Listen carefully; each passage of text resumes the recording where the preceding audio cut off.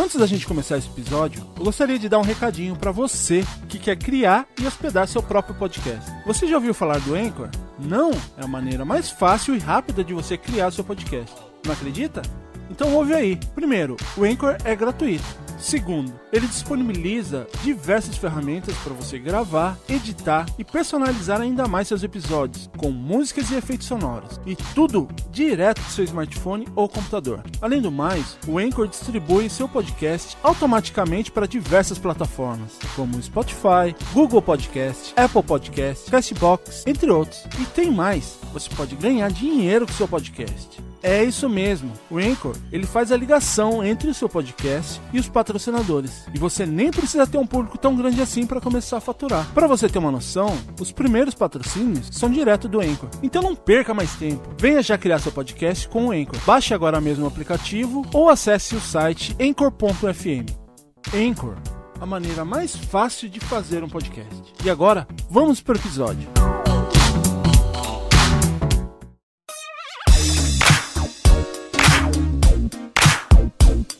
Começa agora, Press Starcast.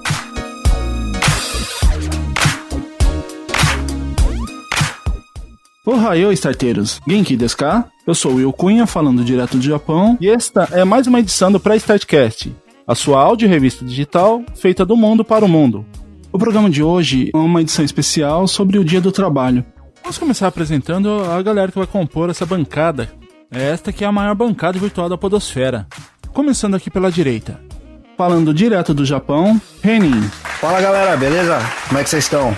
Do meu lado esquerdo, falando do interior de São Paulo, Andrei Cardoso.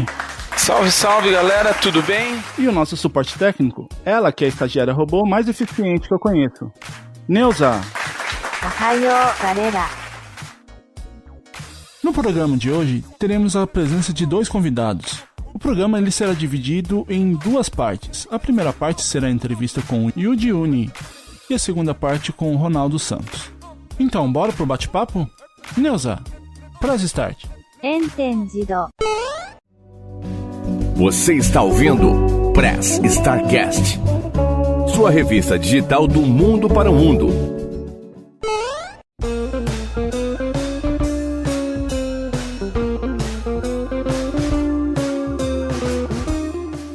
Vamos começar então o programa de hoje. Quero apresentar para vocês o nosso primeiro entrevistado. Ele que atua na área de consultoria e assessoria empresarial há mais de 10 anos aqui no Japão. Yuji Uni. Olá pessoal, meu nome é Yuji, agradeço aí pelo convite e espero poder colaborar com as informações aqui do Japão. Yuji, a maioria dos imigrantes que saem do seu país de origem, no nosso caso aqui acaba saindo do Brasil, indo para outros países. No nosso caso específico, vindo para o Japão, a maioria acaba saindo para ir trabalhar em indústrias. E a grande maioria não tem o conhecimento que há outras possibilidades de trabalho, além de você trabalhar para alguém, para alguma pessoa. No caso, a sua consultoria, a assessoria é para aquelas pessoas que querem trabalhar de forma autônoma ou ser empreendedor. É isso mesmo, William. Então, você mesmo falou assim que está fazendo esse podcast sobre o trabalho, né? Infelizmente, aqui no Japão a gente sabe que muita gente que trabalha na fábrica como operário, muita gente não gosta às vezes do que faz, né? Então nós viemos para o Japão com o objetivo de, no início do Kaseg, fazer o 3K. O que seria o 3K? O serviço Kitanai, Kitsui, Kiken, que é o serviço sujo, o serviço pesado e o serviço perigoso. E eu vim muito jovem, eu vim com 13 anos para o Japão, e quando eu via meus pais fazendo aquele serviço, eu sabia que aquilo ali não era para mim. Eu sabia que o trabalho devia ser algo prazeroso e não algo assim que a gente tem aqui ainda no Japão. E aí eu falei, eu preciso mudar essa forma das pessoas verem o trabalho prazeroso, né? E aí desde aí eu estudei aqui no Japão, tive a possibilidade de estudar. E hoje, assim, pra mim, o meu trabalho é algo que eu amo fazer, né? É ajudar muitas pessoas a terem o seu próprio negócio. Aqui no Japão, quando você terminou os estudos, você chegou a trabalhar em alguma indústria ou você já tinha na cabeça assim, não é isso que eu quero pra mim, eu quero ser dono do meu próprio nariz? Então, desde o início, assim, quando eu estudei até meus 19, eu cheguei com 13 anos, eu estudei até os 19, 20 anos aqui no Japão, e depois disso eu fui procurar para trabalhar em outros lugares, que eu trabalhei em prefeitura, já trabalhei em órgãos do governo, e também, claro que eu trabalhei também em fábrica, né? Já pela necessidade eu trabalhei na fábrica, mas eu sempre olhei a fábrica como apenas um meio para mim não ficar sem dinheiro, você entendeu? Mas eu sabia que eu poderia fazer muito mais do que isso. A assessoria que você presta, ela é exclusiva para brasileiros ou para qualquer pessoa de qualquer nacionalidade? Qualquer nacionalidade. Eu tive a oportunidade de trabalhar numa escola, eu moro em Okazaki, na cidade de Okazaki, eu tive a possibilidade de trabalhar numa escola de língua japonesa voltada para estrangeiros, chamada Instituto Yamasa. Na época que eu trabalhei, tinha mais de 60 nacionalidades diferentes que estudavam nessa escola. Então eu tive assim, um conhecimento de trabalhar com esses tipos de estrangeiros, o que eles gostavam do Japão, por que eles queriam ficar no Japão, porque muita gente vem estudar, quer morar no Japão, gosta da cultura. Então hoje eu consigo atender várias outras nacionalidades também. Falando, é claro, que 80-90% ainda é o público brasileiro, né? Eu vejo muita gente, assim, igual eu falei, essa vontade de ter um próprio negócio, não ter que bater cartão todos os dias, fazer algo que às vezes não gosta, né? Quer ter o próprio negócio. Então, nessa parte, assim, hoje eu dou a consultoria, né? A consultoria empresarial para os estrangeiros e não apenas para brasileiros, né? Legal. Agora, só a título de curiosidade, aquela parte dos 3Ks que você falou, eu achei legal que era... você estava contextualizando o tipo de trabalho, né? Que geralmente os brasileiros vão fazer. Isso, a maioria, né, nós vemos como DKSEG. Eu acho que hoje, quem se vê como DKSEG, eu acho que é melhor assim, voltar pro Brasil, porque não é a época mais de querer juntar dinheiro igual antigamente, né? As pessoas têm que pensar como um imigrante. Eu vou pro Japão como um imigrante e morar lá, né? E ter as mesmas condições que um japonês. Então, antigamente, muita gente vinha como trabalhar, igual eu falo, o sistema 3K, né? Tanai é o serviço sujo, tem serviço perigoso. E Kitsui como que eu posso dizer? Você tem que colocar muito esforço físico, né? Trabalho mais braçal, né? Mais braçal, isso. Ô Yuji, só pra contextualizar pra galera que ouve a gente fora do Japão, explica um pouquinho pro pessoal o que seria DKSEG. Ah, tá. O DKSEG é o descendente de japonês que vem pro Japão para juntar dinheiro. Ele vem a juntar um dinheiro em pouco tempo, em 2-3 anos, e depois disso retornar pro seu país de origem, né? E você falou que não é mais o tempo de fazer isso. Qual é a diferença de hoje para a época que se fazia mais isso, né? E quem faz isso hoje, qual a dificuldade que ele tem? Hoje é o conhecimento. Hoje eu tenho contato com muitos brasileiros que vêm os descendentes de japoneses, tá? Que vêm trabalhar aqui hoje, que vêm pela primeira vez. Muitos deles já vêm com formação, já falam 2-3 idiomas. E aí você pergunta para essa família, né? Por que você vem para o Japão para trabalhar? Eu quero dar uma qualidade de vida melhor para os meus filhos, por isso que eu vim morar no Japão. Então muitos deles tinham um salário bom no Brasil, tá?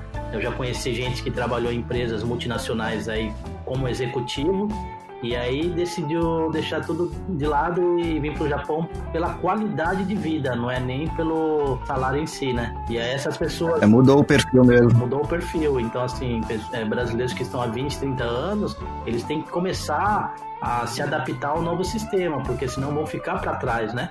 Muita gente que está saindo do Brasil atualmente já não é mais para voltar pro Brasil depois com um dinheiro a mais, né? O pessoal já está indo para outros países com a intenção de morar mesmo, né? Isso, igual eu falei, imigrante agora, né? Não é mais DKSEG, né? Uhum.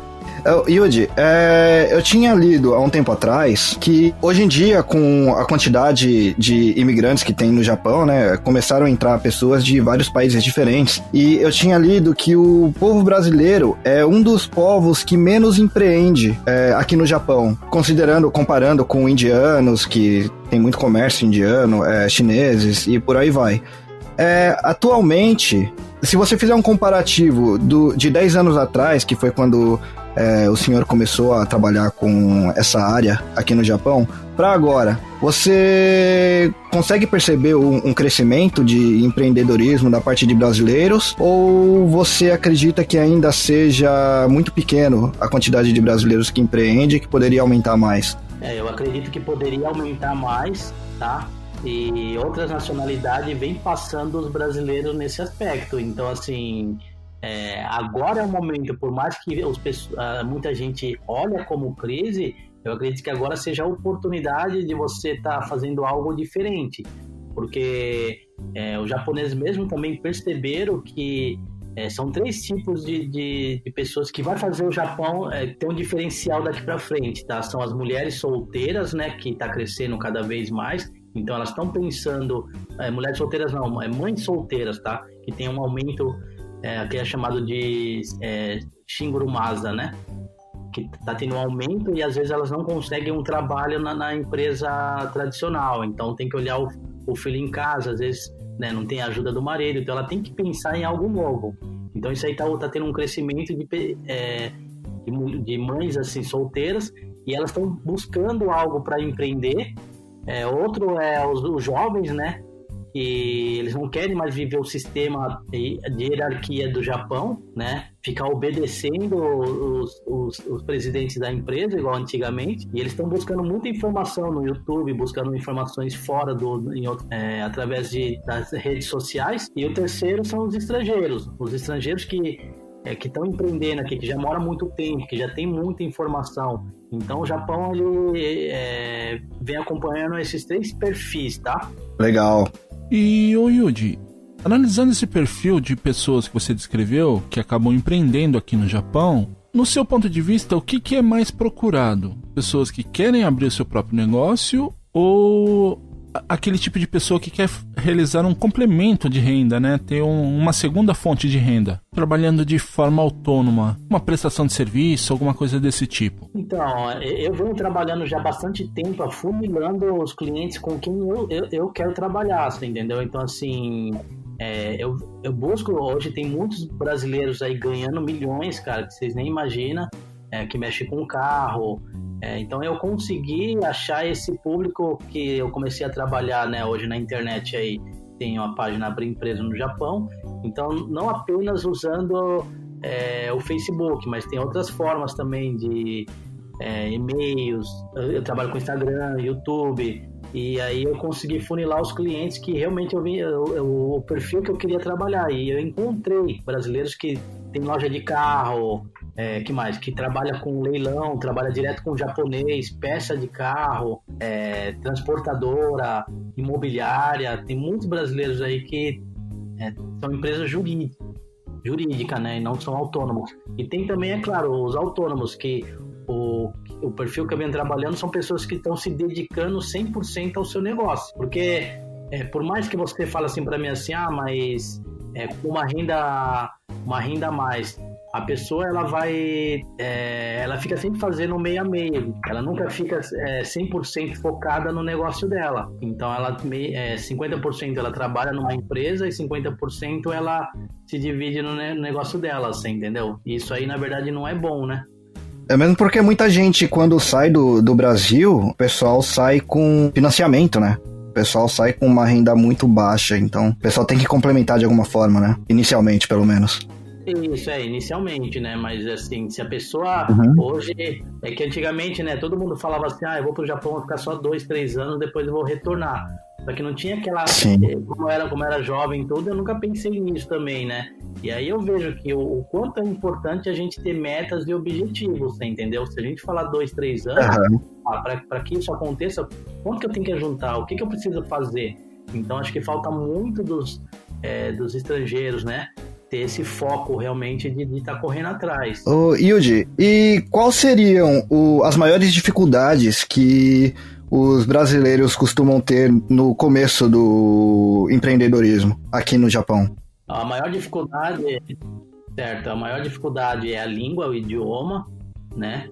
E o outro é a parte de financiamento. A gente sabe, né? Até no Brasil mesmo, para você começar um negócio, às vezes você está sem dinheiro, tudo, você precisa ter uma linha de crédito, ter um banco que possa te apoiar.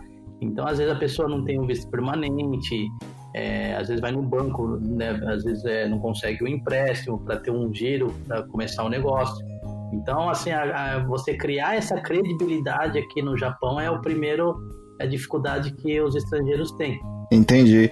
E mesmo no caso, com essa dificuldade, desse problema até do visto que você mesmo comentou, é possível para o brasileiro conseguir algum tipo de crédito em banco ou chega a ser impossível? Ou só é mais difícil? Só é mais difícil. Eu acredito que isso aí no mundo inteiro, qualquer cara que quer empreender, quer fazer algo grande, ele vai ter que ir em 200 bancos, né? A mesma coisa que a gente olha aí uma pessoa de sucesso, o Walt Disney. Quantas vezes ele teve que bater no banco para conseguir o empréstimo? Foi mais de 100, 200 vezes, né?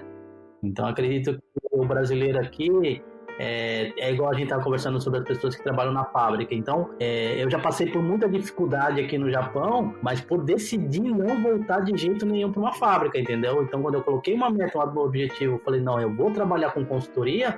Então, às vezes não tinha dinheiro no meu bolso, mas eu falei assim, eu não vou voltar para uma fábrica, não vou fazer, porque você sabe que você vai para a zona de conforto, né?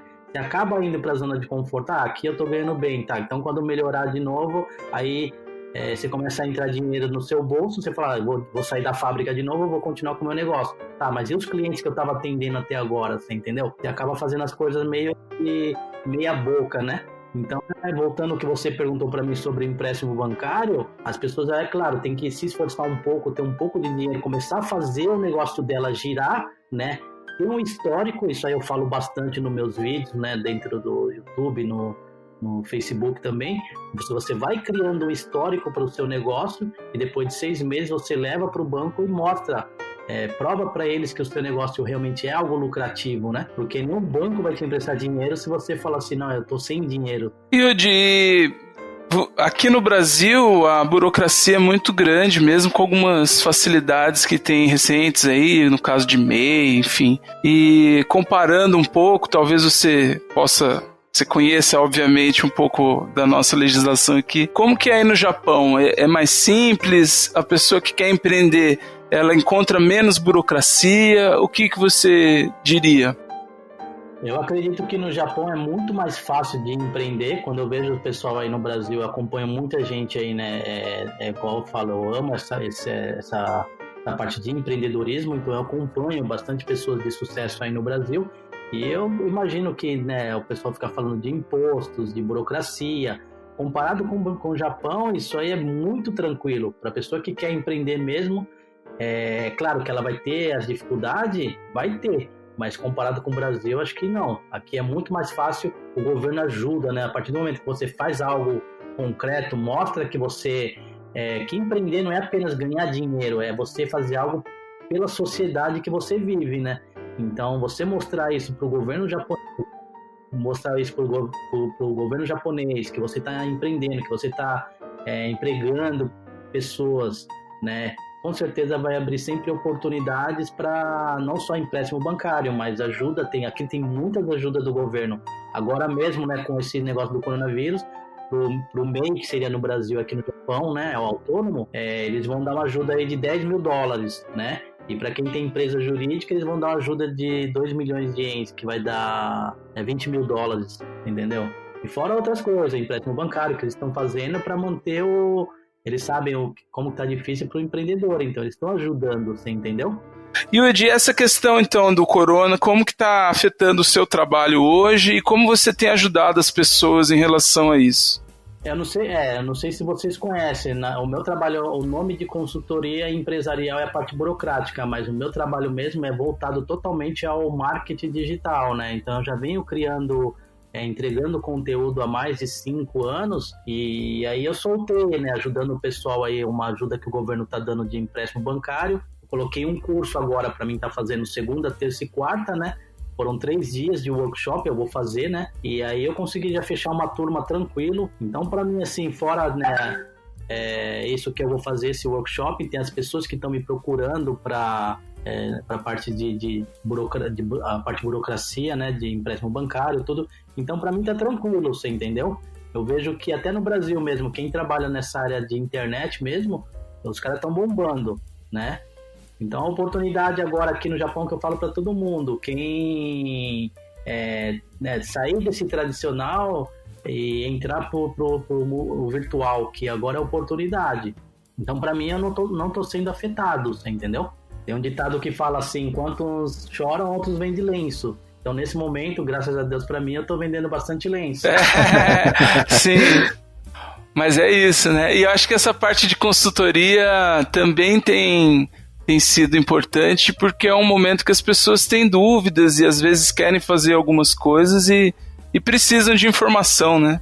Acho que por isso que tá bombando, né, também. Exatamente. O pessoal vai ter que se adaptar a esse momento novo que tá acontecendo, né? Sim, é importante também frisar assim que as pessoas, o brasileiro, igual, né, eu sempre bato na mesma tecla, sempre fazendo os vídeos, falando que você tem que se preparar, porque já tava para vir uma crise assim, né? Então, isso é da cultura do brasileiro, tá? Ele só querer resolver as coisas no momento, né? Então, então já tem que estar se preparado há, sei lá, 3, 4, 5 anos atrás, se caso acontecer alguma coisa, o que eu tenho que fazer? Então, infelizmente, assim, da nossa cultura não é de estudar o japonês, não é de buscar algo novo. É igual eu falei agora há pouco, né, sobre a fábrica. Então, você tem uma estabilidade na fábrica aí que você ganha aí $3.000, né? Se colocar pro real hoje, dá R$9.000. Aí o cara vai pensar assim, pra que eu vou sair e empreender? É melhor ficar aqui na fábrica sem pensar, sem querer estudar, sem fazer nada e ganhando todo mês. E final de semana tem meu churrasquinho, minha casa, muita gente comprou casa, tem carro novo. Você entendeu? E aí, quando vem uma crise dessa, todo mundo fica desesperado, você entendeu? Verdade. E vale lembrar que pela prefeitura e pelo Hello Work, por exemplo, estudar japonês é gratuito. Isso. Então tem coisa assim, cara, aqui no Japão, você bate no vizinho aqui, tem muito japonês aí de idade que tá querendo ajudar os estrangeiros, os brasileiros. Eu fui uma dessas pessoas que foi muito ajudada, assim, por muitos japoneses, eu corri atrás, você entendeu? Eu trabalhei numa empresa, igual eu falei, nessa escola Yamasa, Instituto Yamasa. Se vocês procurarem, é uma escola, uma das maiores empresas conhecidas aqui no Japão. Eu tive a oportunidade de trabalhar lá, mas quase de graça. Eu ganhava 100 mil ienes, $1.000 por mês. Eu vinha de trem trabalhar, dava 1 hora da minha casa até a escola, né? E por que eu decidi trabalhar nessa escola ganhando pouco? O presidente dessa empresa, ele tem 7 empresas, uma delas fatura mais de 100 milhões de ienes, 100 milhões de ienes por mês, tá? Eu falei, cara, eu preciso trabalhar do lado desse cara pra mim saber o que ele faz, você entendeu? Legal, pra ir pegando o jeito também das coisas aqui dentro do Japão, né? Pegando toda a experiência, só que pra isso a gente tem que entender, né? Pegando a experiência de quem já chegou lá. Com toda a sua experiência na área de consultoria, o que você aponta como os maiores mitos para quem deseja abrir a sua própria empresa? Os maiores mitos é a dificuldade de ficar sem dinheiro. As pessoas falam, poxa, elas não querem passar daquela linha para baixo, você entendeu? Então você fala assim, eu tenho 1.000 ienes, eu jamais vou pegar um empréstimo. Não sei se vocês conhecem a história do Flávio Augusto, quando ele começou, ele pegou uma grana no cheque especial lá que era imenso. Então as pessoas ainda têm esse medo. Falam, e se eu ficar com essa dívida, o que eu faço? Ainda mais aqui no Japão, né? Porque se você fica com seu nome negativado, aqui você fica 5 anos sem poder fazer nada, né? E eu tenho a dupla nacionalidade aqui no Japão. Em 2008 eu tinha um escritório que eu fiquei devendo um aluguel, né? Tinha que pagar o aluguel, fui lá e peguei no cartão de crédito, só que eu não consegui pagar o cartão de crédito, você entendeu? E aí eu fiquei 5 anos sem poder fazer nada, meu nome ficou sujo, você entendeu? Aí eu negociei com a empresa, paguei tudo, mas aí aqui no Japão, você imagina, ficar 5 anos sem poder fazer nada no seu nome. Aí depois eu fui trabalhando, eu falei, caramba, como que eu posso voltar com o meu nome a ter credibilidade na sociedade? E aí eu fui pesquisando, estudando, igual eu falei para vocês, eu entrei nessa escola para entender mais sobre administração, porque antigamente eu trabalhava com assessoria, né? Fazia parte de visto, levava o pessoal no aeroporto, carteira de habilitação, eu fazia de tudo, mas no mesmo momento não fazia nada, né?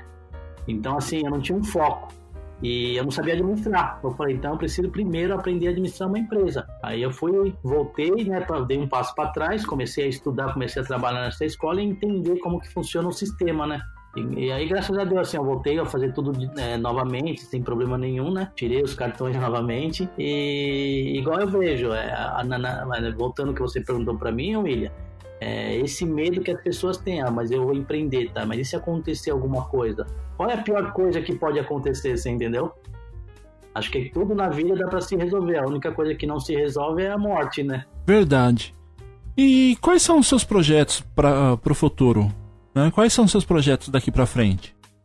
Certo. Os meus projetos daqui para frente é cada vez mais tá criando essa autoridade de mostrar para as pessoas que eu tenho eu tenho conhecimento do que faço, né, nessa área de empreendedorismo de empresa. Tá colocando mais conteúdo agora no YouTube também. Eu venho colocando um sistema de vlog, só que voltado assim com conteúdo para empreendedorismo, para pegar pessoas que estão fora do Japão, não só apenas no Japão, né? Hoje a maioria das pessoas são pessoas que estão no Japão, tá?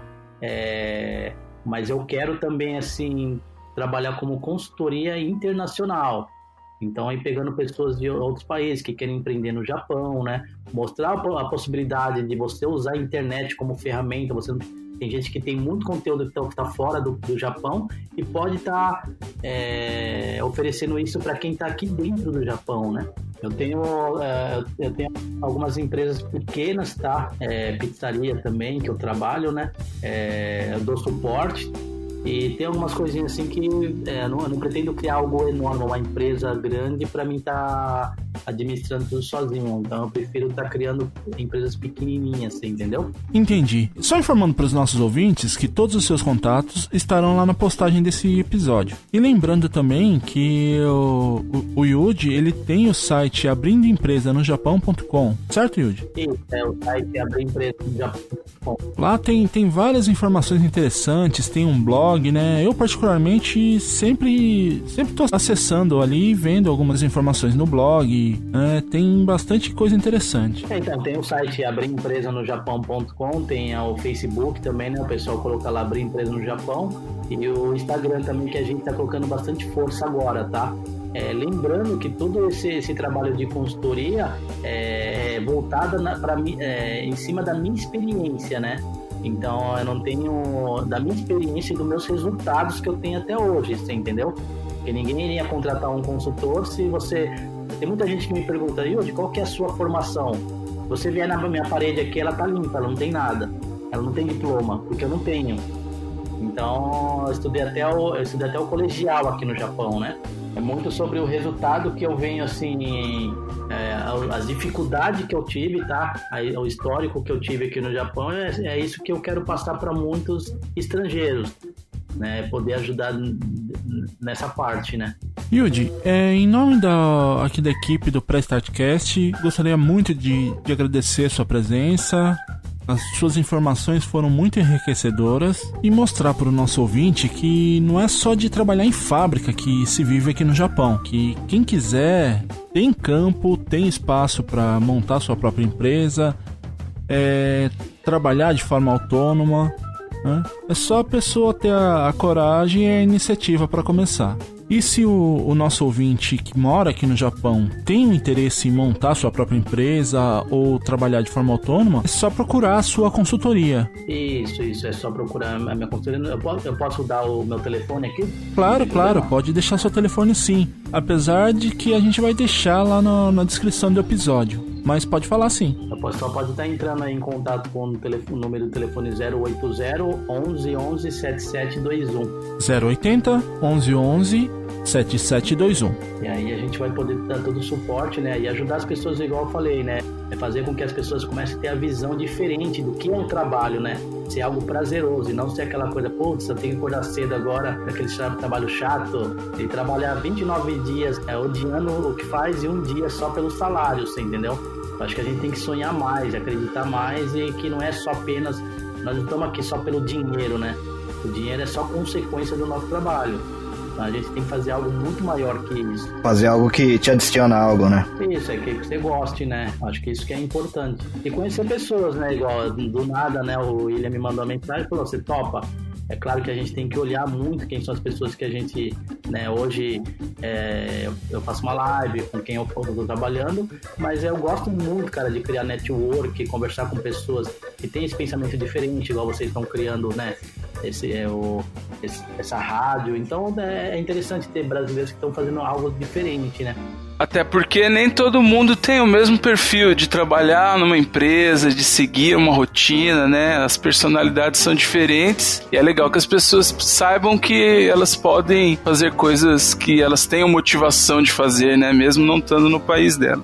Isso foi um dos motivos que fez eu trabalhar com o que eu trabalho hoje, porque eu odiava, cara, você ter que ficar batendo cartão, seguindo, você até pra você ir no banheiro você tinha que avisar, você entendeu? Então pra mim isso aí era horrível. Uhum. Só pra lembrar o pessoal, todo o contato vai estar tudo na descrição do podcast.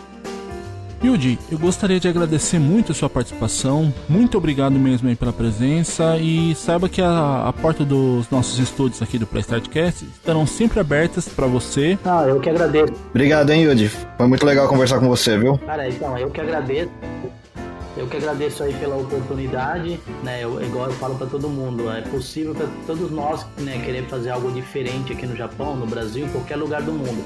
Basta a gente sair da nossa zona de conforto, né? Mas agradeço muito pela oportunidade aí e por poder ter passado um pouco da minha história, né? Do meu conhecimento. Okay? Show de bola! Sempre que você quiser e puder participar de algum episódio, fique à vontade. Ok, então, muito obrigado, né? E assim fechamos o primeiro bloco do nosso programa. Neuza, rola a vinheta para o segundo bloco? Hai, entendido. Você está ouvindo Press Starcast, sua revista digital do mundo para o mundo.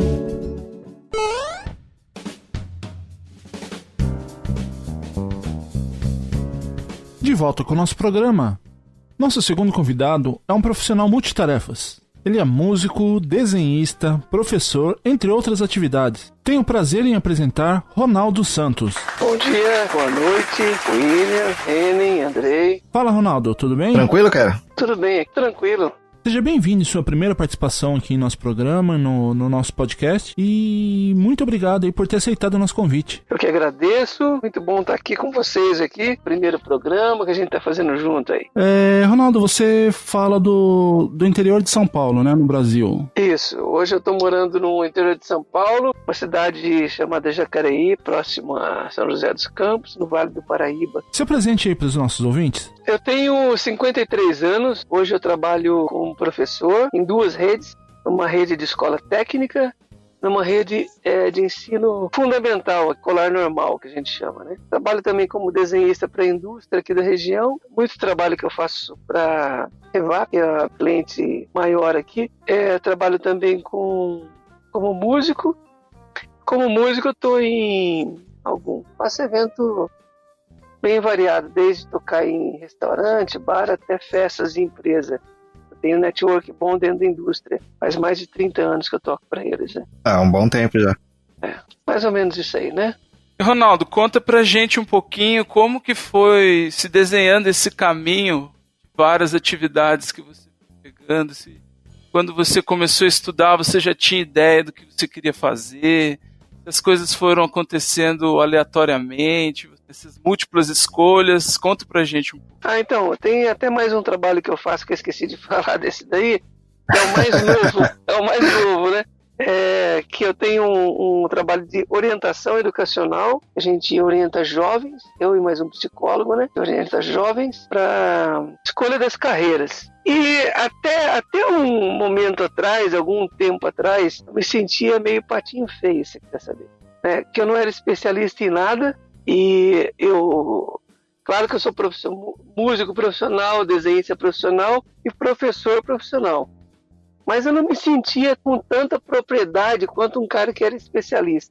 Então, quando eu comecei a estudar, minha primeira escola profissional foi o Senai. Eu estudei no Senai, entrei com 13 anos. Meu pai é aposentado da GM. Pô, meu pai também é aposentado da GM. E ele escolheu minha profissão, não fui eu que escolhi. Na época eu fiquei muito furioso com ele, até Ele chegou lá na área que ele trabalhava, perguntou pro chefe dele qual que era o profissional que mais tinha o salário mais bem remunerado da GM ali, de operação, né, do operacional. Aí os caras falaram assim, esses caras aqui, ó, é um tal de modelador de função. Aí meu pai foi lá no Senai e fez minha matrícula como modelador de função. E então, eu até dentro do Senai mesmo, eu fui estudar para lá, conheci a escola. Durante os 6 primeiros meses, eu fiquei muito assim, danado comigo, que eu não sabia o que estava fazendo ali. O modelador de fundição é um cara que trabalha com vários tipos de materiais, desde o isopor até o aço, passa pelo alumínio, madeira, tudo. E ele é um escultor micro, ele tem que fazer esculturas microgeométricas, sabe? A gente usa o milésimo como precisão. E eu acho que essa primeira profissão que eu tive me deu uma destreza muito grande com as mãos, sabe? E eu agradeço muito meu pai. Em que ano que foi isso daí? Foi em 83, eu me formei em 83. Eu, 81, entrei. Nossa, então você tinha que fazer essa função com essa precisão toda sem auxílio desses computadores que tem hoje em dia, né? Ah, sim, é. E então a gente usava tudo... No olho mesmo. Ferramentas tudo analógicas, né? No máximo uma coisa eletrônica ali. Mas tem Pô, legal. a gente chama o tridimensional, né? Que tem os aparelhos que tem na indústria hoje, uma tridimensional. Mas na época tinha também, mas era analógica, não era digital. Mas eu peguei esse macete aí de trabalhar com vários materiais. Nessa daí saí em 86, aí fui fazer faculdade. Eu já estava trabalhando na área, trabalhando em umas indústrias por aqui na região. Fui fazer faculdade do meu sonho, que era fazer música. Eu prestei faculdade. Como eu não sabia o que ia fazer direito, como qualquer jovem assim, tá meio perdido, eu prestei para engenharia mecânica, que eu gosto bastante da mecânica, e prestei para música. Passei nos dois e fui para o reitor das duas faculdades. Uma foi a Unital, aqui em engenharia, e a outra foi a Pindamonhangaba, chamada FAMUSC. E como eu passei em 24º em mecânica. E passou bem, cara. Passou bem. E lá em Pinda eu passei em 4º ou 5º. Caramba, cara. Mais ou menos. Foi bom. Passou muito bem. Aí eu pedi pros dois reitores, um reitor e uma diretora lá em Pinda, eu pedi bolsa. E aí a de Pinda foi mais generosa comigo. Ela falou, você começa aqui com bolsa e tenta uma coisa chamada, que agora o pessoal fala de Enem e tal, para entrar. Sempre teve esses programas. E ela me orientou, eu fiz o tal do crédito educativo. Depois de 1 ano de formato, você começa a pagar a faculdade. Paguei na Caixa Econômica Federal. Então, minha primeira faculdade que eu fiz foi música. Emendei lá mesmo, eu já fiz uma de desenho técnico. Dentro da faculdade, eu encontrei um professor do Senai que tinha me dado aula de desenho. E ele falou, Nazário, tem que fazer desenho aqui, pô. Você gostava de desenho lá no Senai? Eu terminei música e continuei na mesma faculdade, fiz desenho, pensando em dar aula numa escola. O dia que eu me formei, tem aquele livro O Segredo, não sei se alguém já leu aí O Segredo, né? Sim, eu já li. Então, e lá ele fala muito sobre... Eu não li, não, mas eu conheço. Não, é muito legal. Tem livro, tem DVD, e ele fala muito sobre você mentalizar alguma coisa que você está chamando a coisa para você. E eu, naquele tempo, eu nem tinha lido esse livro, O Segredo. O livro é bem mais recente. Mas eu entrei na faculdade de desenho, desde o primeiro dia, pensando em trabalhar no Senai, porque esse professor meu do Senai, que dava aula lá também, ele me influenciou, falou, não, faz a faculdade, dá aula no Senai. Eu me formei era 20 de dezembro, dia 20 de janeiro eu estava dando aula no Senai. Qual unidade do Senai que você começou dando aula? Então, eu sou de Taubaté, né? Eu nasci em São Paulo, mas com 5 anos de idade eu vim morar em Taubaté. E eu estava estudando no Senai de Taubaté. E apareceu uma vaga em São José dos Campos. Eu ia todo dia para São José dar aula. Depois eu fui para Taubaté, depois eu ia para a escola que eu fiquei mais, que é Jacareí. Morar em Jacareí, moro até hoje. Inclusive no Senai de Jacareí foi onde a gente se conheceu, né? Eu, você e o Andrei. Isso, a gente se conheceu lá. Tem uma amizade hoje por causa do Senai, né, claro. E as grandes... Bom, lá no Senai mesmo, eu já tocava, né? Era da faculdade de música, conheci muito músico, né? Mas você começou a tocar antes da faculdade, né? Inclusive isso motivou a sua faculdade. Sim, eu comecei a tocar com o pessoal de rua, né? O pessoal na rua ensinava uma música, aquelas turminhas que a gente faz na rua da gente. A gente tem uma influência muito de música dos Beatles e música bossa nova. E esse pessoal que comecei a tocar era um pessoal mineiro. Passou também muita coisa de música mineira. E na época tinha que aprender na unha, né? Não tinha YouTube com tutorial pra ajudar. Não tinha nada no máximo eram umas revistinhas, né? Isso, eu aprendi muito. Eu tenho muitas revistinhas daquela ainda. Eu guardo assim uma coisa meio nostálgica, né? Eu já digitalizei um monte, mas eu gosto pra caramba de revista. Legal. Até hoje, quando eu faço algumas lives lá em casa, eu tenho alguns livros de música e tal, tipo aquelas revistinhas mesmo.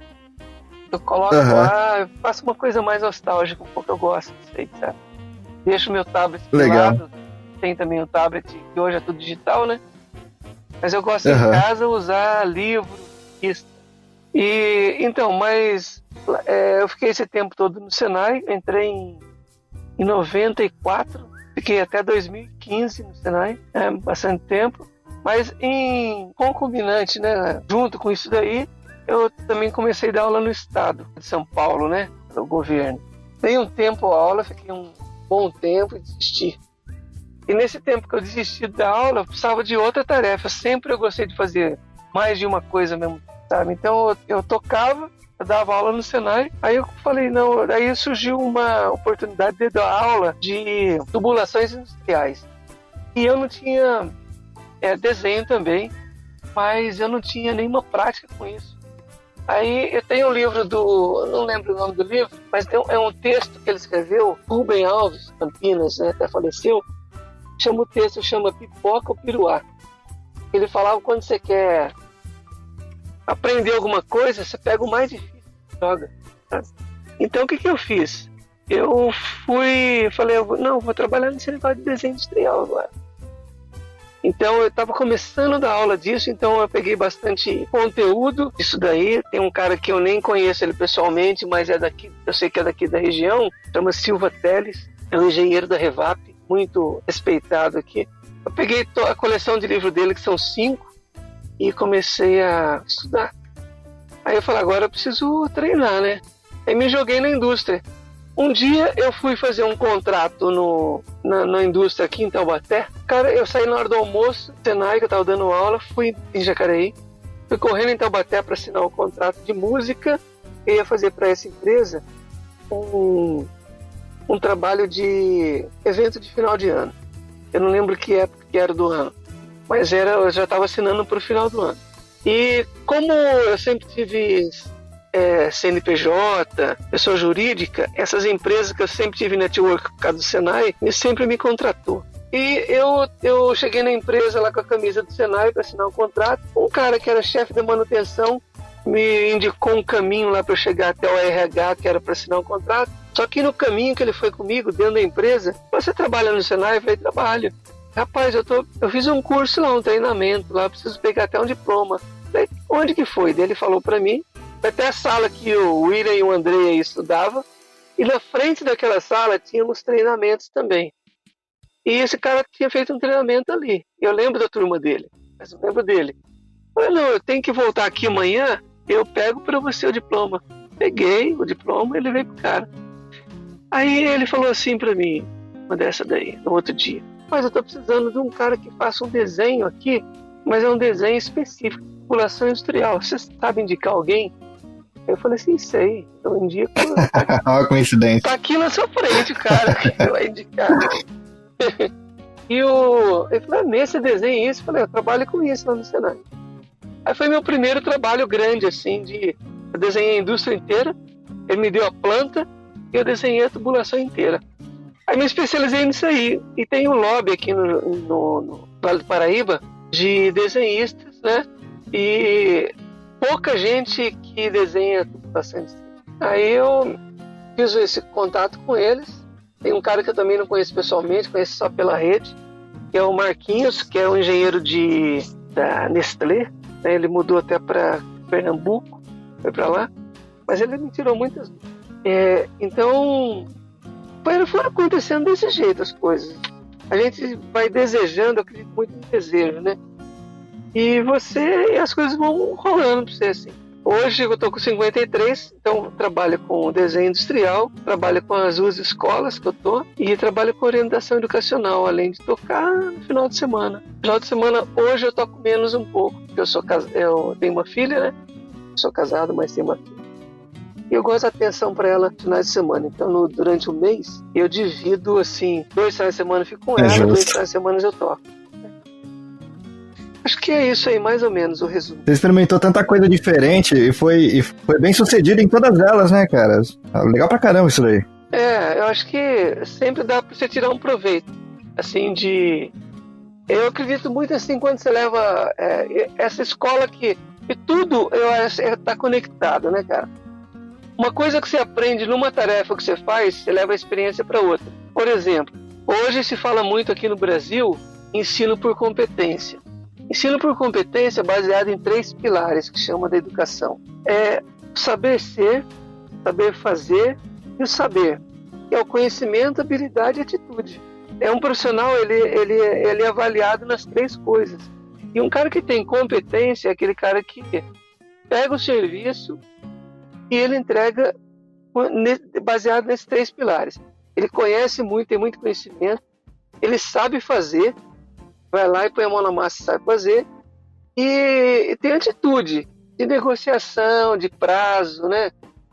Então, isso daí eu levo para todo o trabalho que eu vou fazer, principalmente na música.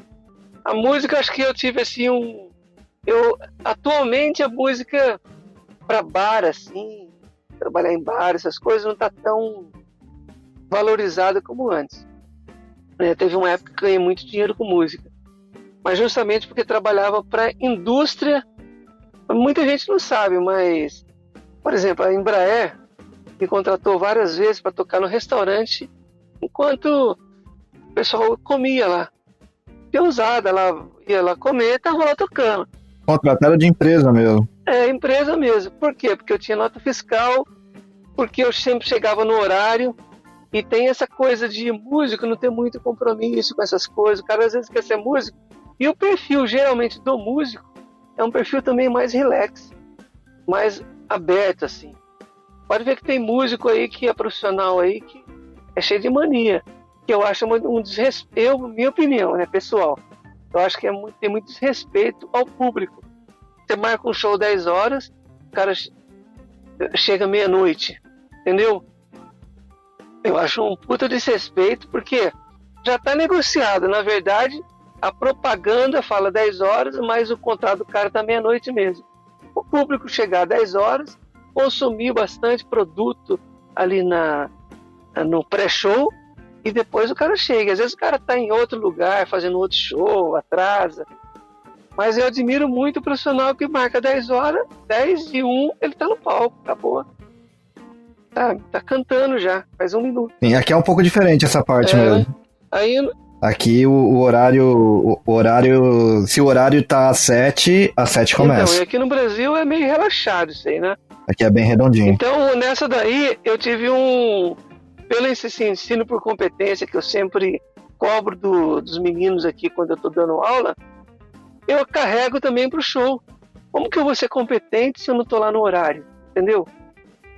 Então, horário para mim é primordial, sabe? Quando eu pego, tem alguns conhecidos aqui que falam assim, me definem como sendo ousado nesse negócio de música. Ronaldo, você comentou aí no começo que você teve um certo desafio, uma suspeita de que não era especialista em nada e estava... Não uma suspeita, mas você estava um pouco incomodado com essa situação, né? Existe essa questão do especialista devido ao tecnicismo, a coisa da indústria, né? E que hoje já não é visto tanto, já não tem tanta força. Eu diria que tem mais a ver com a personalidade de cada um. Tem pessoas que vão mais para essa área, ou se aprofundam mais em algo que tem a ver com a personalidade dele. Eu acredito que na época que você começou a fazer várias coisas ao mesmo tempo, era mais comum as pessoas procurarem se especializar em algo, né? E como que você superou essa questão do que a maioria estava fazendo na época e o caminho que foi seguindo para você, surgindo para você? Então, eu sempre gostei assim de fazer várias coisas. Mas a gente tem aquele, você que é da área da psicologia, sabe mais do que eu, né? A gente tem aquela herança genética lá, psicológica, que vão implantando na gente um monte de coisa. E meu pai era um cara que ficava muito incomodado de eu não parar em trabalho, sabe? Eu fiquei 1 ano numa empresa, depois 2 anos na outra, sabe? Empresa assim de indústria, né? Pequena. E meu pai era um cara que trabalhou na GM, como eu falei, e ele se aposentou lá, pô, sei lá, 20, 30 anos de GM. Então... Antigamente o pessoal ficava mais tempo, né, nas empresas, na verdade. Então, no geral mesmo. E tinha esse preconceito mesmo com pessoas que... Você vê como que é a comunidade de trabalho, né? As pessoas que não paravam no trabalho. Hoje, o cara que troca de trabalho a cada 2 anos é até bem visto, porque tem experiências em diferentes modalidades, né? Sim, e não é acomodado, tem toda aquela... É cultural, isso, né? Vai mudando. É cultural. E pode ser que isso aqui mude daqui 10 anos de novo. Exatamente. Um cara que usa a palavra fidelidade, emprego, sei lá, e muda tudo de novo, né? Uhum. Então, eu confesso que até pouco tempo eu tô com 53. Até uns 48, eu estava muito incomodado com isso. Mas mesmo assim, eu tinha uma coisa que eu ficava incomodado por causa da sociedade. Mas eu sempre me senti muito bem com isso. O pessoal perguntava para mim, qual que é a sua profissão? Eu colocava a principal porque é que eu era registrado. Mas eu nunca tive assim, nunca olhei assim, encarei como minha profissão principal professor. Eu sou tudo. Teve época da minha vida que eu ganhei muito mais dinheiro tocando que dando aula, sabe? Então, qual que eu vou falar que é a principal? Mas sim, teve um filme que eu assisti, Steve Martin, que ele era advogado, né? E ele é uma comédia que ele estava fazendo, acho que é Steve Martin mesmo, aquele cabelo grisalho. E ele estava numa audiência, eu estava na faculdade nessa época. Ele estava numa audiência no filme, né? E ele ficava olhando o relógio toda hora, e a banda dele estava tocando num boteco. Aí acabou a audiência, ele saiu correndo com a maleta dele, parecia Nova York, assim, alguma coisa assim. Aí a banda olhava assim, a guitarra dele lá no suporte, e a banda começou a tocar e ele nada, cara, de chegar. E ele na audiência, daqui a pouco ele saiu correndo, entrou no bar correndo, tirou o blazer, encostou lá, sentou na cadeira, pegou a guitarra na hora do solo e fez o solo, sabe? Da hora. Esse filme é muito significativo pra mim, sabe? Eu queria ser um cara como ele. Eu queria estar no tempo certo, no lugar certo, fazendo coisas diferentes. Esse filme eu lembro muito bem até hoje, assim.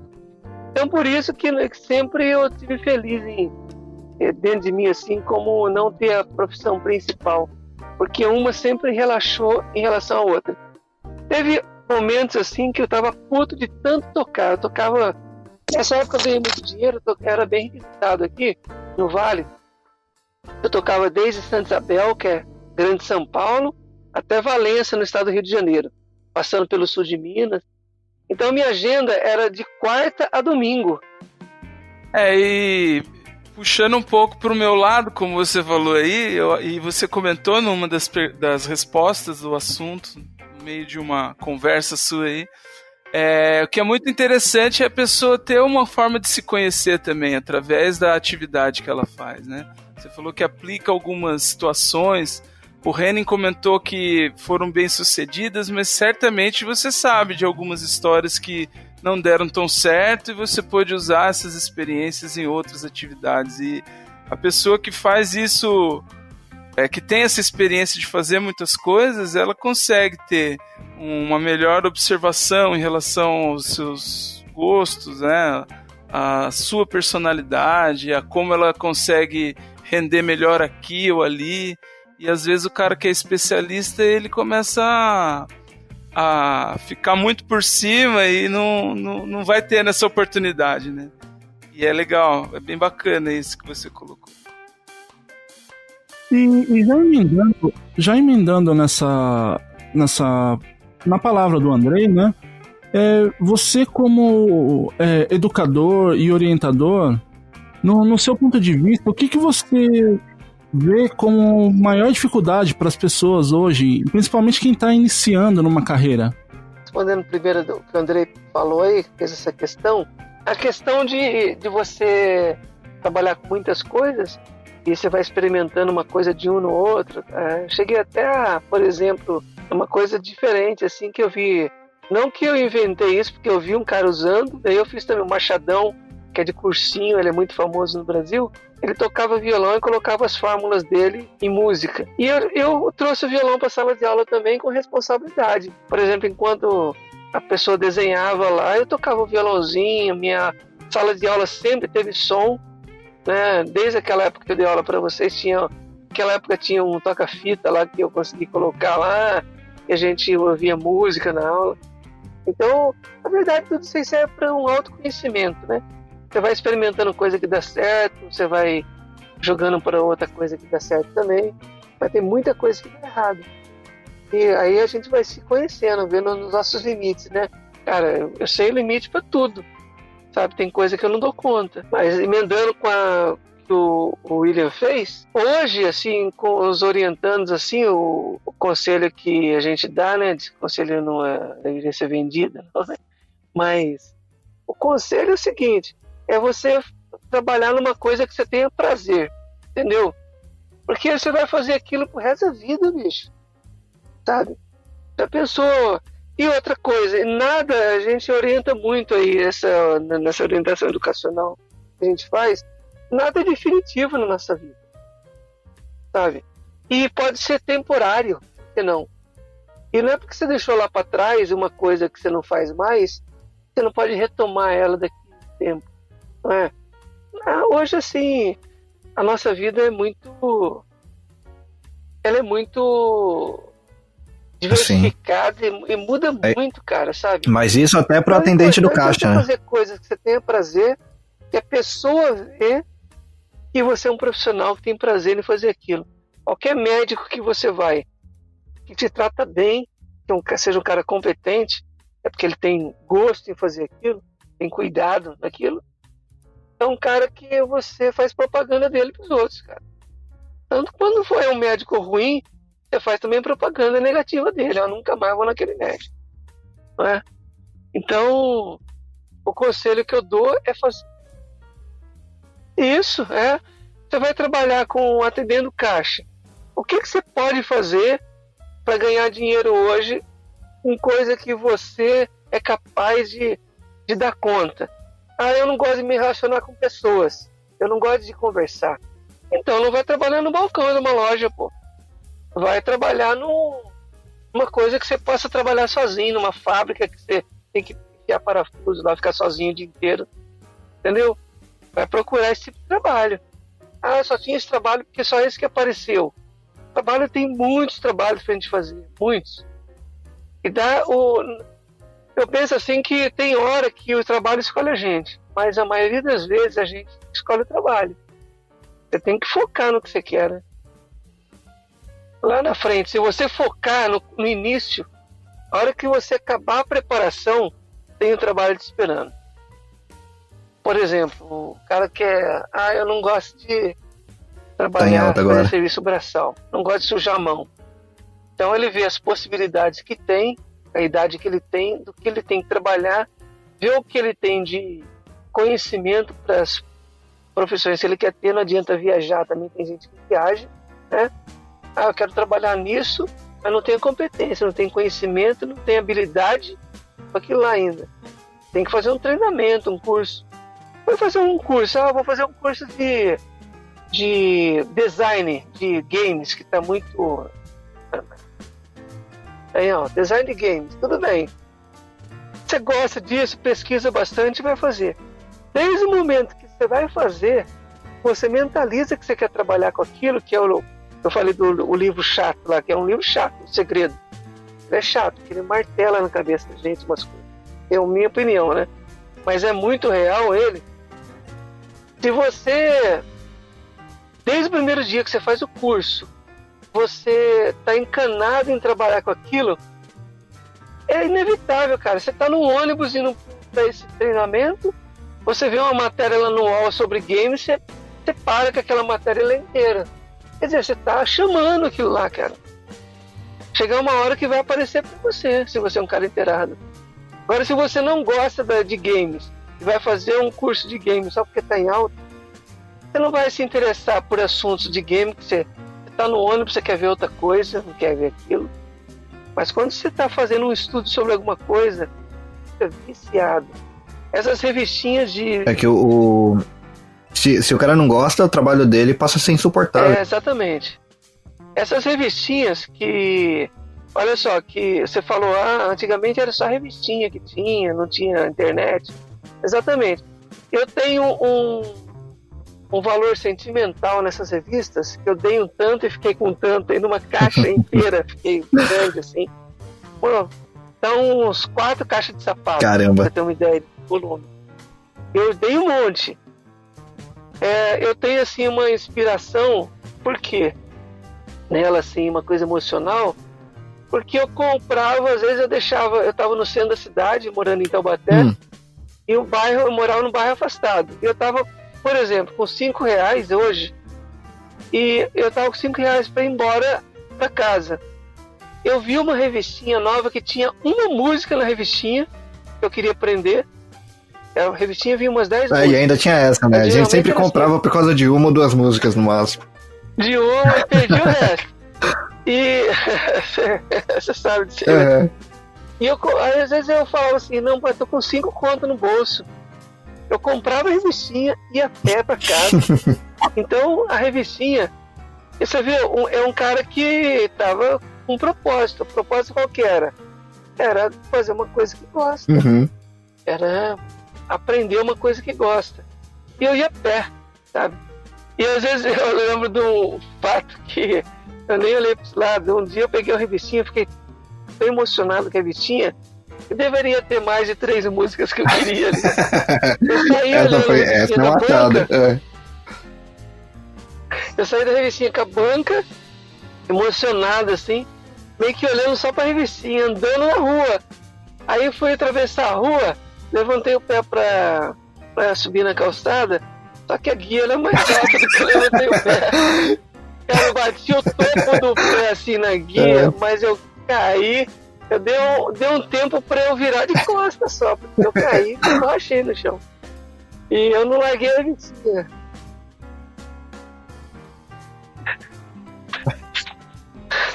Isso, mais ou menos. Eu nem coloquei a mão no chão, pra você ter uma ideia, porque eu não queria largar a revista. Eu caí de costas. Aí eu lembro dessa cena, eu falei, nossa, olha aqui, deitado no chão por causa da revista. Eu levantei, nem olhei pro lado, fui embora, cara. Foi uma vergonha. Mas você vê que a gente passa para aprender uma coisa nova, né? Então, quando você gosta de uma coisa, bicho, então você não mede muito esforço, não. Não mede. Só para contextualizar aí o que você está falando da questão no meio aí que você comentou sobre a orientação para o pessoal mais novo, dessa questão de fazer o que gosta. Hoje em dia, então, a gente trabalha muito com a questão da âncora de carreira, tem algumas pessoas que falam disso, que é justamente isso. Qual é a motivação que a pessoa tem para trabalhar? O que faz ela levantar de manhã? Então, através de testes, de algumas consultorias, a gente consegue verificar, e tem algumas que as pessoas usam, né, que é competência funcional, técnica. Então geralmente é o especialista que ele gosta de mergulhar fundo naquilo que ele faz. Tem a competência que é administrativa geral, aquele cara que quer ser líder, ele não se importa em ser especialista, ele quer aprender um pouco de tudo, porque a motivação dele é querer ser um líder. Tem o cara que é por causa de uma dedicação de uma causa, ele levanta de manhã e o trabalho que ele faz tem que estar envolvido em alguma coisa, trabalhar em ONG, fazer o bem para outra pessoa. Então, hoje em dia já se fala dessa forma. Diferente de antigamente, como aconteceu, por exemplo, com o Ronaldo, que o pai foi ver o que pagava melhor, independente da personalidade do Ronaldo, do que ele gostava de fazer, as pessoas tinham essa ideia: eu vou fazer aquilo que renda mais, que me dê mais dinheiro. E aí gerou todo esse caos. Tem muito adolescente, jovem que procura a orientação por isso. Ele se sente ainda despreparado para escolher algo que ele vai fazer pro resto da vida. Muito porque tem essa ideia ainda que é cultural, de que o que ele vai escolher agora vai ser para sempre. E a gente vive num tempo que não existe mais isso. A gente pode fazer várias coisas e trocar de profissão com 30, 40, não tem mais isso. Mas ainda está muito enraizado ainda na cultura essa questão. E aí, isso que o Ronaldo falou de procurar o que a gente gosta de fazer, parece óbvio, mas é difícil. Ainda mais quando a gente é jovem, a gente não sabe nem se gosta do que a gente está comendo e que dirá uma coisa para fazer, para praticar. E aí essa ideia de âncora de carreira, que seria investigar o que me motiva a fazer o que eu faço, ajuda bastante. Que é aquela história: quanto mais eu me conheço, quanto mais eu tenho uma ideia da minha personalidade, do que eu gosto de fazer, do que eu não gosto, vai me ajudar. E a orientação fica mais nisso, né, Ronaldo? É buscar dar esse estofo, né, essas informações, esses parâmetros para quem procura, para que ele faça um comparativo de como ele é, como ele se sente, para poder ajudar ele numa decisão aí futura. Só queria pontuar em relação a essa ideia de âncora de carreira. Você está ouvindo Press Starcast, sua revista digital do mundo para o mundo.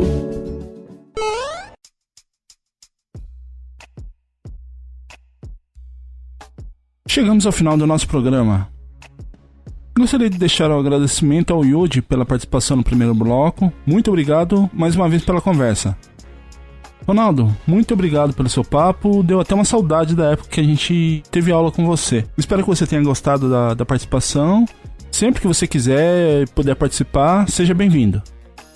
Olha só, eu que me sinto lisonjeado de vocês terem me chamado aí para fazer esse programa de hoje. Me senti muito bem acolhido por vocês aí, o Reni, o Andrei, o William, e estou à disposição para qualquer coisa, tá? Tudo bem? Mas esse aí foi mais uma coisa diferente na minha vida, esse podcast aí que vocês estão fazendo. Muito bom. Gostei, viu? E você, querido ouvinte? Curtiu esse formato de programa? Fala pra gente o que você achou. Ô Reni, caso o nosso ouvinte queira entrar em contato com a gente, o que ele deve fazer? Bom, se quiserem mandar mensagens, sugestões ou só quiser falar mal das piadas do Will, manda mensagem pro nosso e-mail @pressstartcast.com.br e acessem nossas redes sociais. É isso aí, galera. E Andrei, você pode dizer para os nossos ouvintes quais são as nossas redes sociais? Claro, Will, com certeza. Para acessar as nossas redes sociais é só fazer uma busca tanto no Instagram quanto no Facebook por Press Startcast. E no Twitter é só digitar lá @cast_press. Beleza? Lembrando também que você pode acessar esse e os outros episódios através do nosso site pressstartcast.com.br, no Spotify, Google Podcast, iTunes, Anchor ou no agregador de sua preferência, beleza? Então vamos encerrar esse programa? Como já é de tradição, vamos começar então com você, Reni. Deixe as suas considerações finais e o tchau pra galera. Galera, valeu por acompanhar até aqui. Espero que essas entrevistas de hoje aí ajudem principalmente o pessoal mais novo que ainda tá procurando o que vai fazer da vida, né? Que tire um pouco do medo de escolher algo errado, talvez. Acho que errado nem seria a palavra, né? Mas tire um pouco do medo de experimentar. Que o Ronaldo, como mostrou com tantos exemplos aí, ele passou por várias carreiras que inclusive não se conversam se você olhar de uma maneira superficial, e ele conseguiu tirar proveito de todas elas. Então, se você tem dúvidas do que realmente seguir, vale a pena experimentar e perder o medo de experimentar mesmo. É isso. E Ronaldo, valeu mesmo, cara, fico feliz que você gostou aí da experiência aqui com a gente, e é isso aí, valeu galera. Agora é sua vez, Andrei, suas considerações e seu tchau. Beleza, William. Então, também quero agradecer aí a audiência do pessoal dos starteiros que está acompanhando a gente até aqui. Agradecer ao Ronaldo, que é um amigo, que, como você falou, contribuiu e contou coisas que a gente talvez ainda não conhecesse. E para não ficar para trás, como sempre, e como eu acabei não comentando sobre isso no meio do programa, queria dar uma dica aí de 2 livros, um chamado Inteligências Múltiplas, ele não é novo, é dos anos 90, e é interessante porque o Howard Gardner é um teórico que ele contrapõe a questão da ideia de QI, sabe? Da gente ter uma inteligência só, de medir a inteligência como se fosse um coeficiente comum. Então ele determina que as nossas inteligências são múltiplas. É aquela história, a gente às vezes pergunta quem é o melhor jogador, quem é o melhor do mundo em tal coisa. E não tem como você comparar, por exemplo, um cara que é o melhor do mundo na física com o melhor do mundo no futebol. Eles têm inteligências diferentes, né? E ele afirma que nós temos vários tipos de inteligências, algumas mais desenvolvidas que outras, né?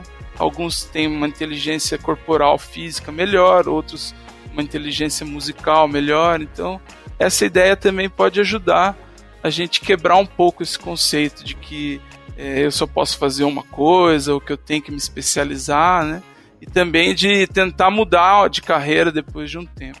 O outro livro é um autor mais conhecido nosso, Mário Sérgio Cortella. Ele fez um livro, acho que há uns 2 anos, Por que Fazemos o que Fazemos, e tem bem a ver com o que a gente comentou aí, que o Ronaldo falou, sobre as motivações, né? Os nossos propósitos, né? É importante a gente procurar por eles e se entender. O mais importante é a gente saber bem como nós somos, o que a gente gosta e não gosta, para poder fazer essas escolhas. Abraço para vocês, foi ótimo, esse programa foi muito bacana mesmo. Ronaldo, muito obrigado pela sua participação nesse episódio especial do Dia do Trabalho, e eu vou pedir para que você deixe suas considerações finais e o tchau para os nossos ouvintes. Eu que agradeço, eu fiquei muito feliz em participar. Eu quero complementar uma coisa que o Andrei falou e eu não tinha citado. Uma coisa que fez evoluir muito profissionalmente foram as pessoas que passaram na minha vida. Eu tive umas esposas, assim, eu tenho 2 ex-casamentos, né? Que foram pessoas que contribuíram muito para minha formação hoje, né? As 2, uma na área da educação, outra na área da psicologia. Aprendi coisa pra caramba. Esse livro que o Andrei citou, Inteligência Emocional, do Howard Gardner, cara que quebra o paradigma do QI, excelente. Esse livro, cara, quando eu conheci esse livro e discuti ele com a minha primeira ex-esposa, eu fiquei encantado. Eu falei, cara, me achei. Eu até então me achava um patinho feio, sabe? Tipo cara que não é bom em nada. Tipo o ganso. O ganso, ele não voa bem, não nada bem, tudo mais ou menos. Então eu me senti assim. Depois desse livro Inteligência Emocional, nossa, ele mudou a minha vida. Entre inteligências múltiplas, né, Andrei? Aí um discípulo dele, que depois escreveu Inteligência Emocional. As inteligências múltiplas, ele abriu minha mente em relação a isso aí. Eu falei, não, eu tô no caminho certo, é isso aí mesmo. E até recentemente, um papo nosso, Andrei, que a gente bate bastante papo, eu não falei aqui das pessoas, né, que estão ouvindo aí o programa, mas o meu parceiro de trabalho de orientação educacional é o Andrei, é psicólogo, né? E a gente conversa muito sobre os casos que a gente tem de orientando os alunos. Nesse sentido, é super importante esse gosto aí pela multitarefa. Então, das conversas que eu tive com o Andrei, teve uma questão que ele falou, Ronaldo, assiste o Terra 2 da Cultura, que é um programa muito legal, e lá eu me encontrei nesse termo usado de multitarefa. Falei, é isso aí que eu sou, multitarefa. E a sociedade, assim, de trabalho, ela não está muito acostumada com esse termo ainda. Mas é um termo, cara, que cada vez mais eu conheço os jovens que estão em desenvolvimento, eles são muito mais multitarefa que jovens da minha época, né? Eu falo jovens da minha época, eu tenho 53 anos, e eu estou bem indo para esse outro lado agora. Eu quero investir mais em orientação educacional. Não sei se é esse o caminho, mas eu estou dando flechada, tiro para esse lado aí. Que é uma coisa que a gente tem muito prazer em fazer, orientar jovem. E está dando certo um pouquinho que a gente está fazendo. Aí começa assim, tendo prazer, né? Agradeço a acolhida de todos aí, vocês aí, o William, o Andrei, e pra galera que tá escutando esse podcast aí. Um abraço pra todos vocês aí, tá? Eu também vou deixando meu tchau, mas antes eu quero deixar um enorme abraço para um grande amigo meu. Lindy, parabéns pelo seu aniversário amanhã, dia 2 de maio. Feliz aniversário. Grande abraço para você e para toda a família. Fazendo então o meu encerramento, gostaria de deixar aqui um grande abraço para todos os trabalhadores do Brasil, do mundo. Você que trabalha em fábricas, escritórios, indústrias, comércio. Você autônomo, empresário. Você que tem o espírito empreendedor também. Parabéns pelo Dia do Trabalho. E você que está começando a sua vida profissional, está estudando ou está finalizando os estudos, aproveite aí para testar, pesquise bastante sobre aquilo que você tem interesse, que você gosta, né? Que vai ser sua profissão, né? Sua carreira. Pesquise bastante e não tenha medo de arriscar. Tanto se for para seguir carreira numa empresa ou se for para montar sua própria empresa. O importante é a gente ser feliz. Bom dia, boa tarde, boa noite. Tchau. Falou, galera. Até o próximo programa. Que pena! O programa já está acabando, mas não fique triste. Logo logo tem mais uma edição do Press Starcast novinha para você. Siga nossas redes sociais. Press Starcast.